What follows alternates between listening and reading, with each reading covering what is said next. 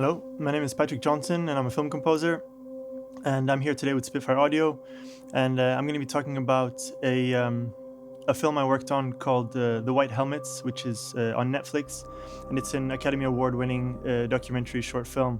I'm going to be talking you through one of the uh, one of the cues in the film called Miracle Baby. It's somewhere towards the middle of the film, and it's a really important scene in the film, and represents a lot of the hope that the characters in the film have, despite being in really difficult situations. I'll be talking about how I created some of these pads and textures that you hear, the structure, and some of the compositional decisions that I've made. And I'll also, at the end, be replacing some of the sampled cellos, which you hear coming in right now, with a real player. His name is Peter Gregson, a wonderful player who's going to be coming in to replace those. And then we'll play at the end the final mixed and mastered version as you hear it in the film. And so you can hear the cue go from start to end. And yeah, let's jump in. I think it's best first maybe to talk about some of the compositional decisions and the structure and why I decided to do the things that I did. So first of all, the scene is like I mentioned, is called the Miracle Baby scene. And in the scene, one of the main characters in the film recounts a story about him and his fellow white helmets going in to rescue a baby that's been buried under the rubble of a bombed out building. So you can imagine it's a pretty harrowing situation that they're in. And the scene is full of uncertainty as to whether they will succeed in finding the baby or not. And they do, and it culminates in an incredible joy when the character is describing it. And this Miracle Baby has been become a symbol for the White Helmets rescue workers in terms of what it means to rescue one life and the significance of that. And so there's some key moments in this scene that I wanted to capture. First of all, as he's talking, I wanted to give a sense of movement here and really introduce people to the fact that there's a musical cue coming in. We try to sneak it in with some pads that you heard earlier. And then we get to this moment when it shifts a bit and he says that they heard the sound of a baby, which motivated them to push harder. And they were working for hours and hours in this rubble. Imagine they dropped a bomb on this place and there's a baby trapped under, so they were giving it all to rescue it. And so then there's this moment here when it turns darker because it turns night, and there's a really powerful shot of them digging through the rubble, and we don't know whether they're going to succeed or not. So the music needs to reflect that and bring us to this moment here, which is the climax, which is when we give the full version of the theme of the White Helmets, which is a theme that I first came up with after watching this scene. And it goes like this, and listen out for, I'm a big fan of tension and release in a theme like this, and I think it needs to have an element of hope to it in order that it is a really difficult situation they're in, but at the same time, they have this element of hope that needs to shine through. So there are these notes that rub against each other and then resolve and open up. So it goes like this. I'm not a piano player, but this is how it goes.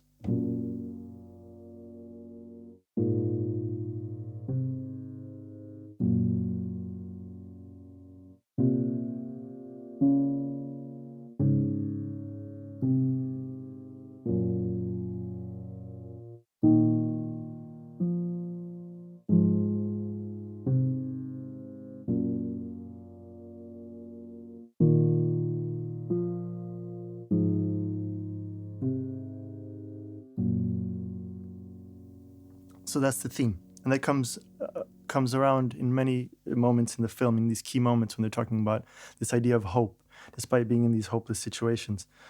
They're really heroic characters, and I wanted it to have this deep depth to it, while hopefully having a lightness to it at the same time. Hope we managed to achieve that. So first of all, when we're building the structure of the whole thing, so first we have this, as I mapped it out with these markers. First of all, I should say I work in ProTools, and very colorfully laid out at the moment. And you can see that the reason I like working in ProTools is because this is ultimately what people tend to mix in. So I've used it for a lot of years. I know how it works. It can get around pretty quick. And I've got this template built up at the moment, it's not too big, but it's got all these buses. So the instruments are coming in on various buses. So pads, high strings, low strings, brass and woodwinds, perk high, perk low, sub, what I call signature melody and synth. So these are like custom sounds that I've either made or compiled into what I need them to do, and custom signature stuff. And then I've got keys, and then I've got guitars and ambience. And I think that's it. And then we start to get into the actual output buses. At the moment, you're not seeing all these hidden tracks because, I'm not on my home system. So I've committed everything and bounced it down. But you can see below normally what it's made up of. So you can see there's a few Easter Island hits, timpanis and stuff here in the percussion. And yeah, so the reason I like working in Pro Tools is that there's some pros and cons to it, of course. I know people say MIDI isn't that great. It works for me. I'm happy with it. I'm a big fan, actually, personally. But I should say that I do, when I'm working to picture, I have my picture housed on another system, and I run MIDI timecode in order to sync them up. So maybe that alleviates a bit of pressure on my system. So yeah, so just to show you, for example, I really wanted the Climax here to have that theme. So you'll hear how we arrive at that. And the instrumentation is built up of, we've got 4 cellos, but it will be the same player, just overdubbed. And in order to differentiate the space that they're in, we pan to different parts of the spectrum and EQ a little bit differently in order to make things sit as well as possible. So I'll just play from the top, so not talk too much. So it starts off with these pads.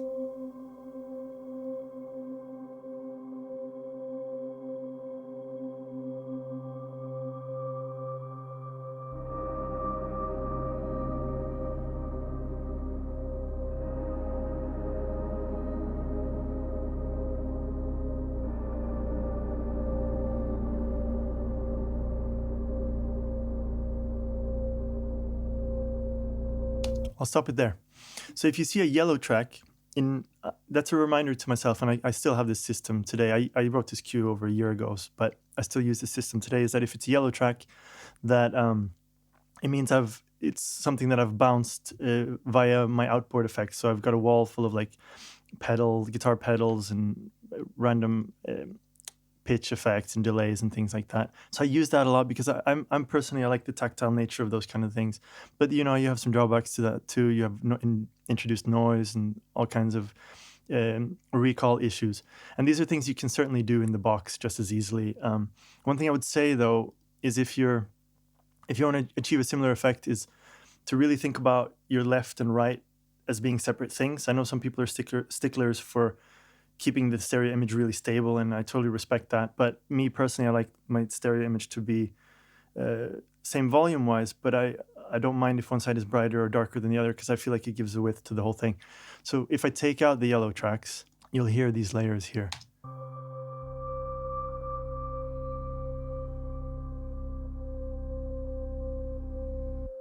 So I got a little thing, it's called mallets, because it's probably a glockenspiel or something that I've pitched down. And some key thing. Again, the left and right thing. And then I've got that supported with the low sub 37 Moog synth. It's a sound I built called the White Helmets sound. So that alone sounds pretty cool, but I think that we're missing a little bit some of the depth and distance. So that's probably why I made the decision to go ahead and pop those out into the analog stuff. So you can hear that. And I'll open it all up now.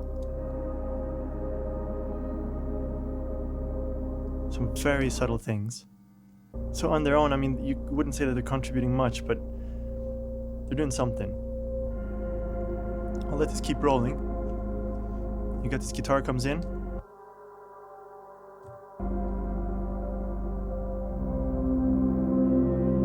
A bigger guitar. That transitions us into the next segment.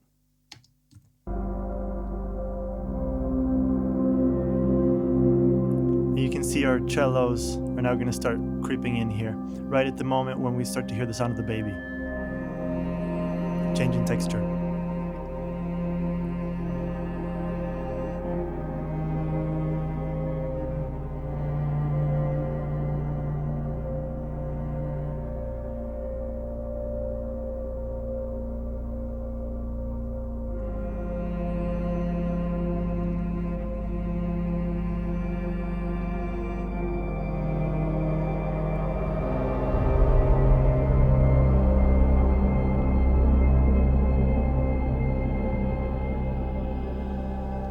So I'm going to stop it there. So you see I've got all these percussive textures. Typically when I do these kind of transitions, that means that something's happening on picture. In this case, it's like I was telling you, it goes into this darker shot where there's a lot of uncertainty as to whether they will succeed in finding the baby or not. So let me just play the percussion for you. You can hear it. It's going to be a combination of scraped metallic sounds and some sub hits. In this case, coming from the Easter Island hits, I think in Albion 1.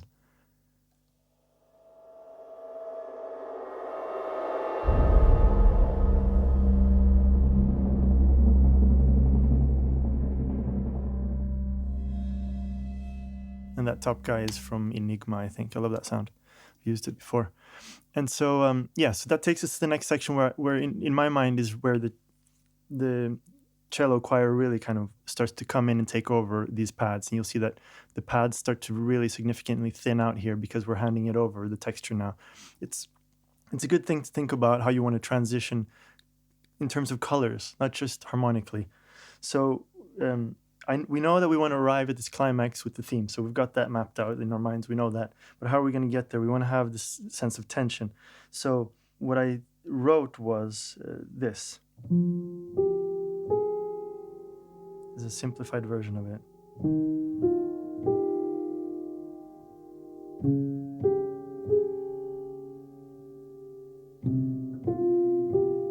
Again, tension and release. Whoops. Sorry.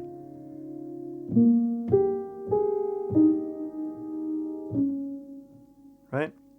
So then, in order to add even more tension, we're going to check in these ostinatos of C's. So it's just the 5 of the F originally, but then as things move, it becomes more of a kind of a sustained, like a pedal type thing. So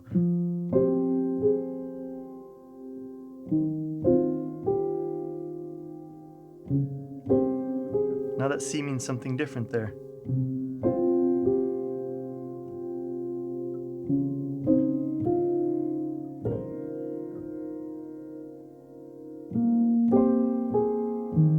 And then we got our theme. 2, 3. Whoops. 1, 2, 3. Resolve it.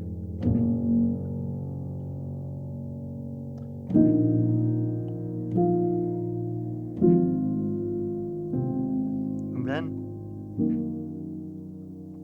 slightly deceptive resolution, because it's not the end of the film. We're just going into the next scene, so we have this hanging over in order to not fully resolve. So we've had a great climactic moment, but now we ease them back into the next scene. So that was then what I was playing was on piano, not very well played, but now that's going to be on cellos.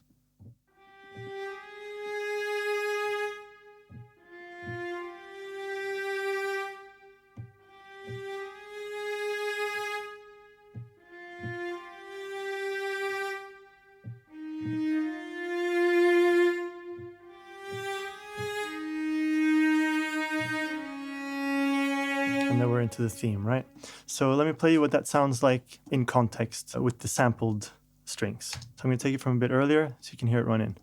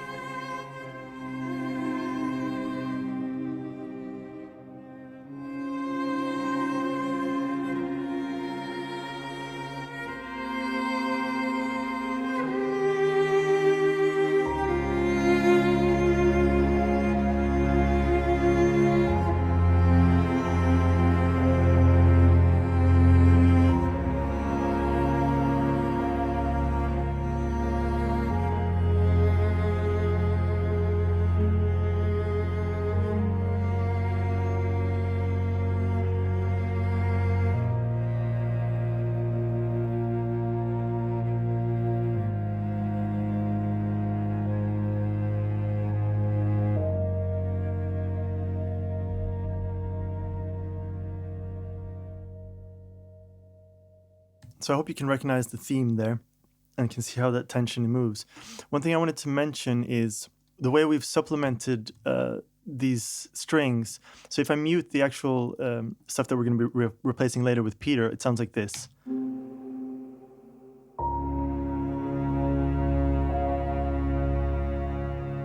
So you can really hear how that brings a richness in the ensemble strings that are here.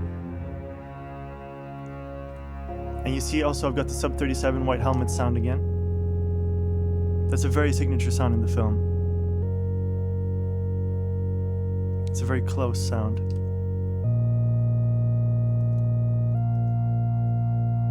In fact, it plays completely on its own there, apart from the strings. And I've got this little piano accent thing.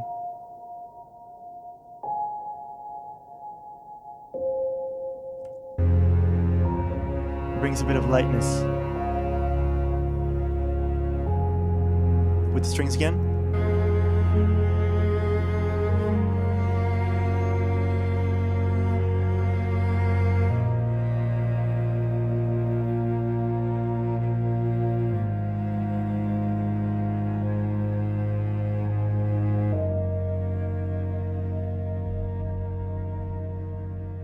A little pad and a little subby bass hit here, probably on a cut. Yeah, it says cut to black right there. And it's probably, you know, not... Yeah, it's actually on a beat. All right, that was lucky. So on its own. Another sub hit type thing. Yeah, so that's the map of the whole thing, really. One thing that's probably worth talking about as well is this track that you see here is a bounced down version.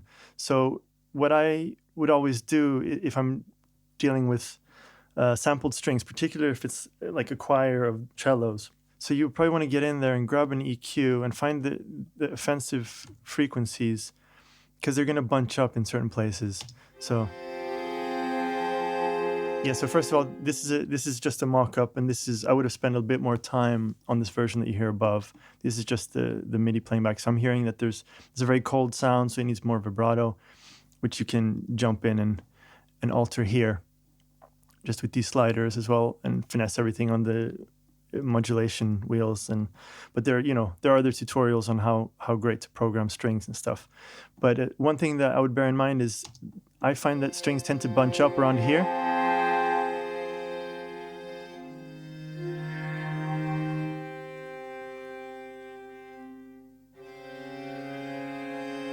So get rid of a bit of that stuff. And then you probably also want to have a reverb on it to make it sound a little bit nicer. In context, it's going to be better than when it's really exposed like this. But let's just grab a preset here. What do we got? Smooth vocal. Don't know what that sounds like, but let's hear. Cool.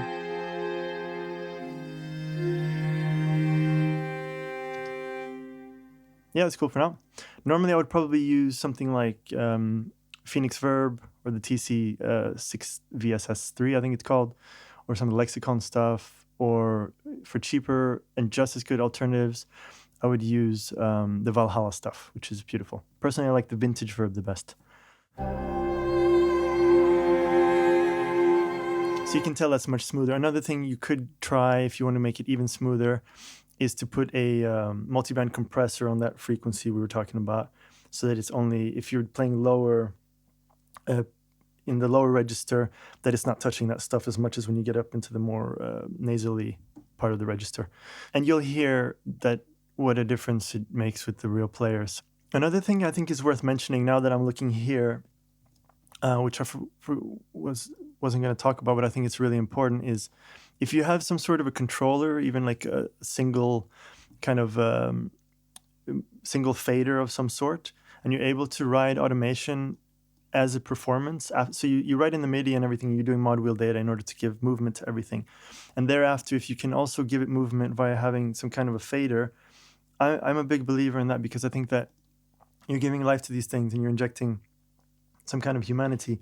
So you're going to be doing it at the expression, modulation, and vibrato phase, and then you're going to be doing it at the volume automation phase as well. And then you're going to be doing it into, like, if you're using some kind of effects of some sort, you're going to give it further movement, and then compression gives it even more movement. So you're just giving movement all the time, and it eventually becomes a performance. if you can get real players involved, of course, you're adding humanity by default that way too. So that's a great way to do it. I think the thing to do now is to start getting Peter involved and talk a little bit about mic placement and some of the decisions that we wanted to make, and in order to make it sound like it's a group of cellos, so it's not the same player, even though it is, of course. There's certain things we did to try and make the mix easier a little bit later. All right, cool. Peter, so should we go for it? Yeah. So what we normally do is we try to build it up from the bottom, right? So yes. So we'll start with cello 4. So I'm in at 22. Okay, clicks from 22. I'm 24, so clicks at 22. Okay, and here it comes. All the prereqs should be muted for you, the string stuff.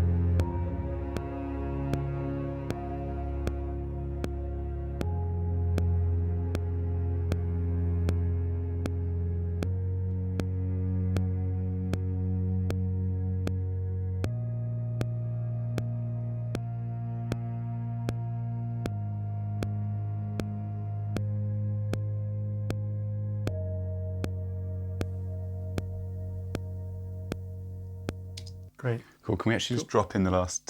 Should we grab the last one? Yeah, so let's go clicks at 61. I'll come in at 63. Cool. Here goes. Just make sure I'm in punch mode. Big punch. All right, let's do it. So professional.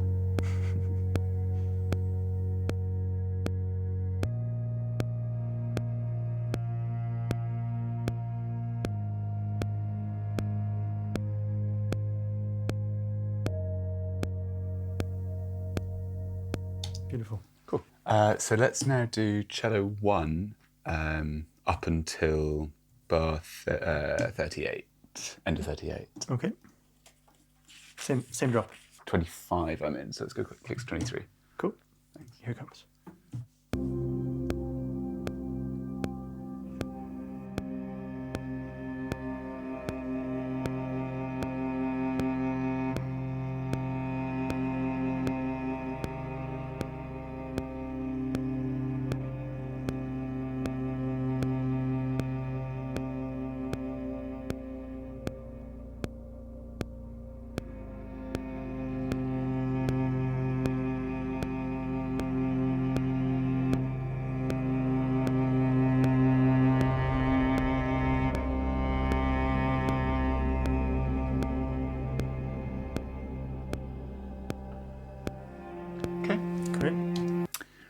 So let's now go to cello 3. Yep. And that's in at 44, 3, bar 41, so 2 bars into 41. Cool. Should we do it? Yeah.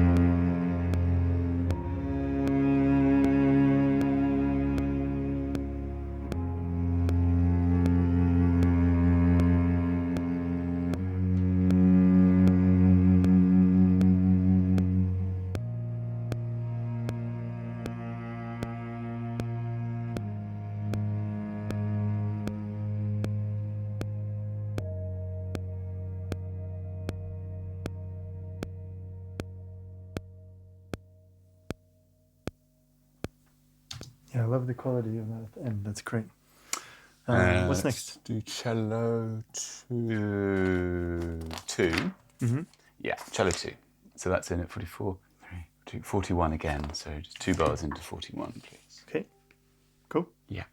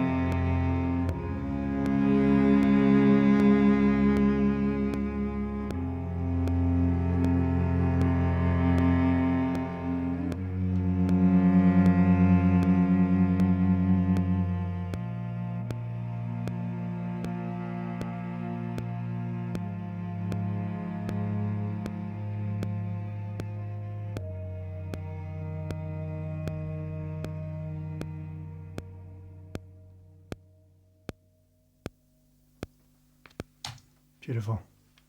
And then we need to get the drop for the rest of cello 1. Mm-hmm. And that is, again, clicks 39. Clicks 39 in at 41. Great. You want to hear what you just did in the melody? Yes, Yeah. thanks.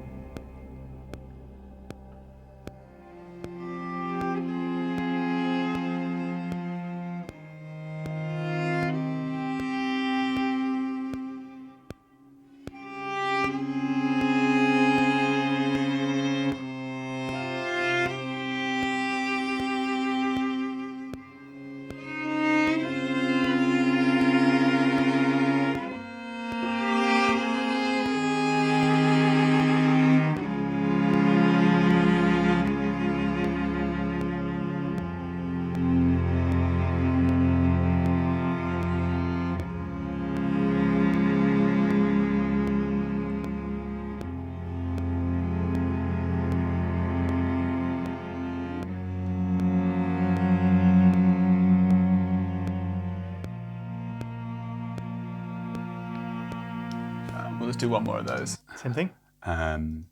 Yeah, I liked it. Which part do you yeah, it want was to a grab? little bit slidey. Could we just do that just so you've got an option? 52, course. 51, 54.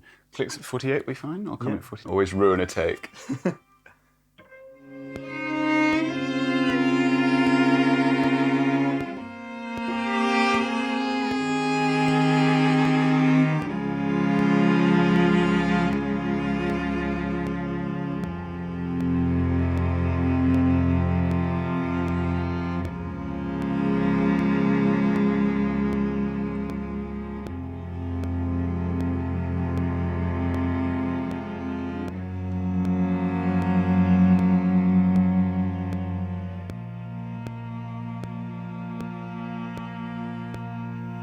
Okay. Okay. Should we have a listen on the bigs?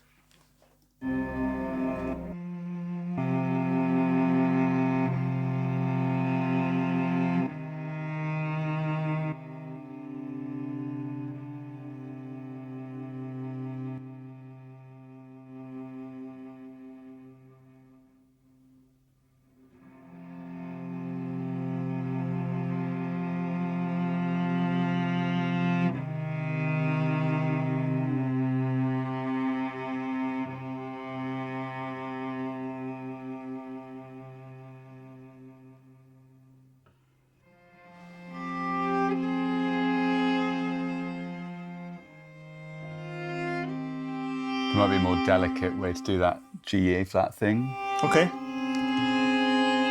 I like it though, and obviously we're not hearing it in context, so Yeah, that's true. you know. Sorry, how do you had your voice in there? Quick, quick, quick.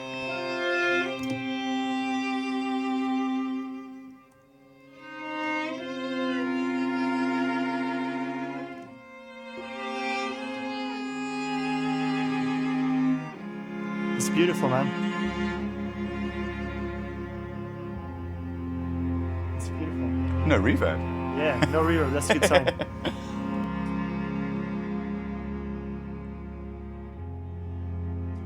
Yeah, so what we would do is we would take some time to do some volume automation on the string group as a whole, using some kind of faders like I was talking about, and probably doing a bit of automation on the individual notes as well. So if you find some notes are sticking out a bit too much, you can jump into the automation lane and say, you know, we want a little bit of this guy leading in or whatever it is. And then once we've done that, I would put a reverb on, you know, as I'm listening, but I would take that off for the mix engineer. And we would get that all kind of down to 4 consolidated tracks that are all begin from the same spot, and get it to where I think it's sitting well. And then all of that gets sent to all of these buses, which I briefly mentioned. So I've got some reverbs going, and this is an old template. Like I said, it'd be quite different for me today, but it's the same concept. So normally it's some kind of a saturation. In this case, I'm using the ATR. And yeah, feel free to grab these settings if you want. But the main thing is to just turn noise off, because otherwise you'll have noise on your final recordings and you won't know where it's coming from. I'm using 7.5 IPS for this particular film. That was good. I didn't put too much thought into this, so you know, figure out what works for you. And then probably some brightening. Yeah, a little bit of brightening with the mag, and just tickling with these compressors with the Fairchild and the Varimuse. And then on using slightly different on the percussion, because I'm a big fan of these 33609s on that. And then for things that have more mid-range, I'm using these Helios. And then API for top end. I mean, on keys, this is such a winner, guys. Like, I absolutely love it. There are other alternatives too. You don't have to have UAD. There's plenty of fantastic plugins out there. At the moment, I'm using a lot of the Goodhertz stuff. Really recommend that. That's all going to be going into these buses. But what I'll do is I'll provide this normally to whoever's going to mix it. In this case, it was Joe Rubel who's mixed it from Pixel Studios in London. Fantastic mixer. And I would have given him probably a deeper spread than this, because this is only, what, like 10 or 12 tracks. I would have given probably something more like what you're seeing here. If you imagine that all this MIDI was consolidated down to this sort of thing. So you're dealing with, I don't know, what can it be, like 20, 30 tracks? So it's not much at all. I've done it in the past where I'm giving hundreds and hundreds of tracks, and I don't think that's helpful. Yeah, I think it's better to just commit to some stuff. If it's something you're unsure about, do a version with reverb, without, with EQ, without.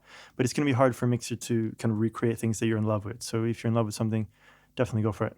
Then we finally get to the mix stage, and he works his magic, and you hear that this mix sounds significantly better than mine, which is what you hope for. There's more depth to it. There's more top end. It sounds more glued because we're using compressors. He's using a lot of analog gear, which you don't have to do it that way, but in this particular case we did. Yeah, printing delays on the fly and stuff. So kind of committing to it, you know, not worried too much about recall. There were possibilities for recall, but we were on this particular film, you know, I have a really good relationship with the director and the producer. So, you know, fortunately they trust me, and we found that the demos they were really happy with, everyone was really happy with. So it's just a matter of taking it to the next level. So yeah, listen out for that space of the reverb and the depth and the brightness and everything. And I'll play the MIDI, you know, the whole MIDI thing for you as well at the same time as we're going, so you can see where we're at.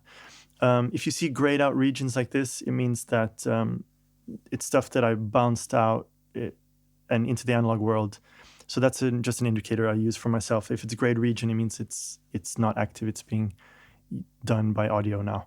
So, which seems like most of it in the front, but then it starts to become a bit more balanced. All right, here it comes.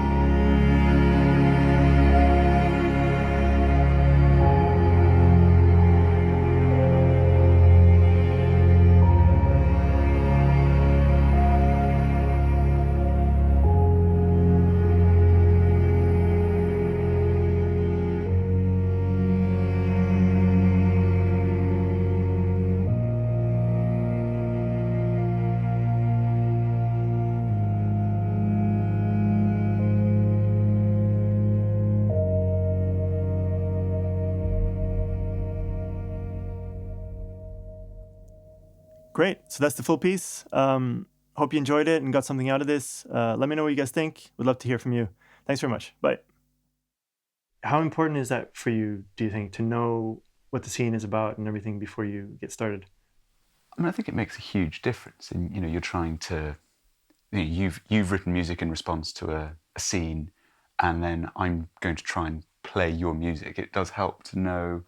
Obviously, I think when you hear the music, you realise quite quickly it's not happy. I mean, it might have an optimistic turn, but it's serious.